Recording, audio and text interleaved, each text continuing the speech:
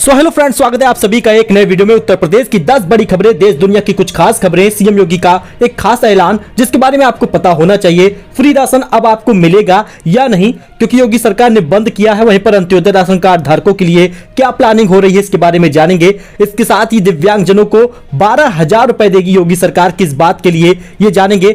वहीं पर गुजरात हादसे के बाद यूपी में क्या नया नियम लागू होगा, वही ज्ञानवापी मामले को लेकर भी एक नई जानकारी है। सोना चांदी के दामों में गिरावट आई है, इसके बारे में भी जानेंगे। डिजिटल रुपए के बारे में क्या व्यवस्था लागू की गई है, सब कुछ इस वीडियो में है। 115 रुपए सस्ता हुआ है गैस सिलेंडर, जानेंगे इस वीडियो में। एक खबर बेहद खास है, तो चलिए शुरू करते हैं। तो दोस्तों, बात करें फ्री राशन की, तो जी हां, नवंबर महीना शुरू हो गया है, लेकिन फ्री राशन क्या इस महीने में मिलेगा या नहीं। दरअसल अंत्योदय राशन कार्ड धारकों के लिए ये हो रही है प्लानिंग। आपको पूरा अपडेट हम बता देते हैं। दरअसल प्रधानमंत्री गरीब कल्याण अन्न योजना के तहत प्राथमिकता और अंत्योदय राशन कार्ड धारकों को इस बार अक्टूबर और नवंबर का मुफ्त राशन साथ में मिलेगा। अक्टूबर में कोटा जारी नहीं होने से निर्धन परिवारों को राशन नहीं मिल पाया था। कोरोना काल में जरूरतमंद परिवारों के लिए केंद्र सरकार ने यह योजना चलाई थी, जो अभी दिसंबर तक बढ़ा दी गई है। इसके तहत पात्र परिवारों को प्रति यूनिट 4 किलो चावल और 1 किलो गेहूं दिया जाता है। योजना सितंबर में समाप्त हो रही थी, लेकिन सरकार ने दिसंबर तक बढ़ाया है। अब अक्टूबर में चावल का वितरण नहीं हो पाया था, इस वजह से जिला पूर्ति अधिकारी विपिन कुमार ने बताया है कि केंद्र की ओर से बीते माह चावल का कोटा नहीं मिल पाया था। वहीं बीपीएल कार्ड धारकों के लिए क्या बड़ी खबर है। दरअसल उत्तराखंड सरकार सस्ता गल्ला विक्रेता परिषद के अध्यक्ष जितेंद्र गुप्ता ने बताया है कि एपीएल यानी पीले कार्ड धारकों के 7.5 लाख किलो चावल प्रति कार्ड मिलता है। वही प्रधानमंत्री गरीब कल्याण योजना के तहत 5 किलो चावल प्रति यूनिट मुफ्त दिया जाता है। उन्होंने बताया कि इसको लेकर कई बार गफलत रहती है, यानी कहीं ना कहीं कंफ्यूजन रहता है। फिलहाल आपको बता दें, यूपी में सितंबर का राशन भी अभी मिलना है। सबसे पहले सितंबर के पहले चरण और दूसरे चरण का राशन दिया जाएगा, उसके बाद ही अक्टूबर नवंबर का बटेगा। वही दोस्तों, उत्तर प्रदेश में 10 लाख से अधिक दिव्यांगजनों को मिल रही है पेंशन। सीएम योगी ने क्या बड़ी बात कही है, जरा आप इसको समझे। क्योंकि मुख्यमंत्री योगी आदित्यनाथ ने कहा, आज भारत के प्रत्येक नागरिक को बिना भेदभाव के शासन योजनाओं का लाभ मिल रहा है। दरअसल उन्होंने कहा, सरकार ने दिव्यांगजनों की पेंशन को बढ़ाने का कार्य किया है। आज उत्तर प्रदेश में 10 लाख से अधिक दिव्यांगजनों को 12,000 रुपए सालाना मासिक पेंशन के रूप में मिल रहा है। सरकार ने सभी कल्याण विभाग को निरंतर कार्य करने की भी निर्देश दिए हैं। प्रधानमंत्री मोदी का मंत्र सबका साथ सबका विकास को लेकर सीएम योगी भी आगे बढ़ रहे हैं। प्रधानमंत्री मोदी ने विकलांग शब्द को दिव्यांग कहा था और सभी दिव्यांगजनों में जोश भर दिया था। आपको बता दें, उन्होंने कहा कि 12,000 रुपए सालाना मिलेगा और किसी की पेंशन कटौती नहीं होगी। साथ ही जिनका भी आधार प्रमाणीकरण नहीं हुआ, उनको भी ये लाभ मिलेगा। यानी आने वाले समय में आप अपना आधार प्रमाणीकरण करा लेंगे तो आपको आपके खाते में पैसा मिलेगा। वही बात कर ले गैस सिलेंडर की, तो जी हां, एलपीजी सिलेंडर 115 रुपए सस्ता हुआ है। जानिए दिल्ली के अलावा मेट्रो शहर में नए दाम। आपको बता दें, 1 नवंबर को गैस सिलेंडर के दाम में बदलाव किया गया है। आपको कॉमर्शियल गैस सिलेंडर और घरेलू गैस सिलेंडर के दाम भी बताएंगे। दरअसल दिवाली के बाद महंगाई से राहत मिलने वाली है और आपको बता दें, एलपीजी सिलेंडर की कीमतों में भारी कटौती की गई है। हालांकि ये सिलेंडर घरेलू सिलेंडर ना होकर कॉमर्शियल सिलेंडर की कीमत में हुआ है। फिलहाल घरेलू सिलेंडर की कीमतों में कोई बदलाव नहीं किया गया। इन सिलेंडरों की कीमतों में आपको जुलाई महीने का दाम देना होगा। यानी 6 जुलाई को जो 50 रुपए का गैस सिलेंडर का दाम बढ़ा था, उसी दाम में आपको नवंबर माह में भी गैस सिलेंडर मिलेगा। आईओसीएल के मुताबिक 1 नवंबर से दिल्ली में इंडेन के 19 किलो वाले कॉमर्शियल सिलेंडर की कीमत 115 रुपए 50 पैसे घटाया गया है। वहीं यूपी के नर्सिंग कॉलेजों में नौकरी की चाह रखने वालों के लिए अच्छी खबर है, क्योंकि जल्द होगी नियुक्तियां। डिप्टी सीएम ब्रजेश पाठक का निर्देश है।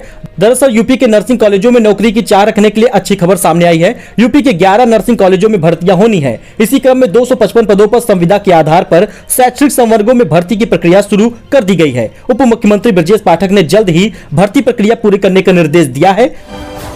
वही ज्ञानवापी को लेकर सुप्रीम कोर्ट का बड़ा फैसला सामने आ सकता है, क्योंकि सुनवाई 10 नवंबर को है। कथित शिवलिंग को लेकर सुरक्षित रखने की समय सीमा 12 नवंबर को रखी गई थी, जो अब खत्म होने वाली है। वाराणसी के ज्ञानवापी परिसर में मिले कथित शिवलिंग को सुरक्षा की समय सीमा बढ़ाने और यथास्थिति कायम रखने की मांग पर सुप्रीम कोर्ट 10 नवंबर को सुनवाई करेगा। इस संबंध में एडवोकेट विष्णु शंकर जैन ने सोमवार को जस्टिस की अध्यक्षता वाली पीठ के सामने याचिका पर जल्द सुनवाई की मांग की थी। 12 नवंबर से पहले याचिका पर सुनवाई होनी है। इसके साथ ही आरबीआई ने पायलट डिजिटल करेंसी लॉन्च की है। कैश रखने की जरूरत नहीं, 9 बैंकों के साथ सीबीडीसी होलसेल शुरुआत होगा। आरबीआई देश की पहली डिजिटल करेंसी 1 नवंबर यानी आज से लागू किया है। अभी पायलट प्रोजेक्ट के तहत सेंट्रल बैंक डिजिटल करेंसी यानी सीबीडीसी जारी की गई है। इसके लिए SBI, bank of Baroda, union bank of India, HDFC bank, ICICI bank, Kotak Mahindra bank और आईडीएफसी फर्स्ट बैंक, इन सभी बैंकों को चुना गया है। वित्त मंत्री निर्मला सीतारमण ने 1 फरवरी को पेश बजट के दौरान डिजिटल करेंसी जारी करने का ऐलान किया था। 2 तरह की डिजिटल करेंसी होगी, एक सीबीडीसी होलसेल और एक सीबीडीसी रिटेल। इसके साथ ही सोना चांदी के दामों में गिरावट आई है, क्योंकि अक्टूबर महीने में देखा जाए तो 52,000 रुपए से फिसलकर 50,000 रुपए हुआ है सोना। चांदी की कीमत भी 4,000 रुपए सस्ती हुई है। 31 अक्टूबर का कुछ अपडेट था जिसमें मैंने आपको दाम बताए थे। फिलहाल सराफा बाजार में आज यानी सोमवार को सोने की कीमत में गिरावट देखने को मिली है। India bulletin and jeweller association यानी IBJA की वेबसाइट के मुताबिक 31 अक्टूबर को सराफा बाजार में सोना 201 रुपए सस्ता होकर 50 रुपए 301 रुपए हो गया है, यानी 10 ग्राम आपको 50,000 रुपए समथिंग मिलेगा।